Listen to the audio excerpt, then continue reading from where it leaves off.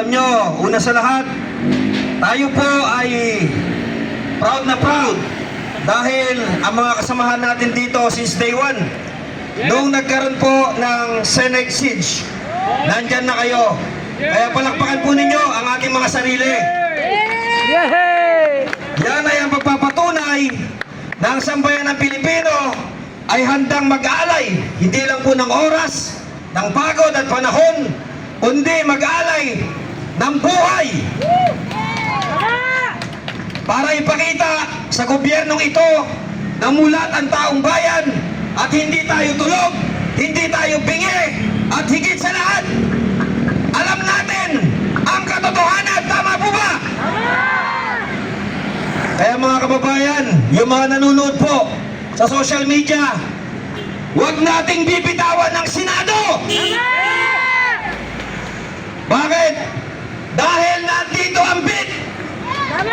At hawak nating mga nasa labas ang bid. Tama?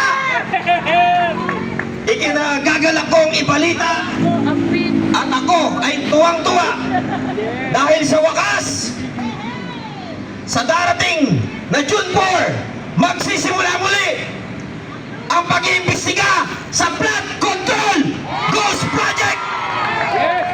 Yan ang totoong issue na pilit na pinapatay ng impeachment ng ikalawang Pangulo. Yan ang kinakatakutan ng Bulaga 11. Yan ang kinakatakutan ng administrasyong ito. Dahil sa darating na 4, matatakpan ang kanilang mga naratibo, matatakpan ang ginagawang panggigipit sa ating mga senador. Dahil sa wakas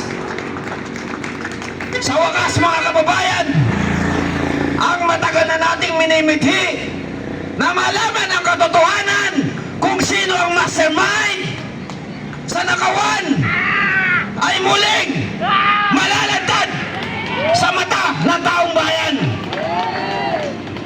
Kaya huwag tayong bibitaw mga kababayan. Damihan pa natin ang ating bilang. Inaanyayahan namin ang mga kababayan natin na nagmamahal ng tunay sa ating bayan, hindi lamang sa mga Duterte, sapagkat ito ay usapin ng integridad ng bansang Pilipinas. Kita-kita tayo sa Lunes. Mabuhay ang Pilipinas! Okay.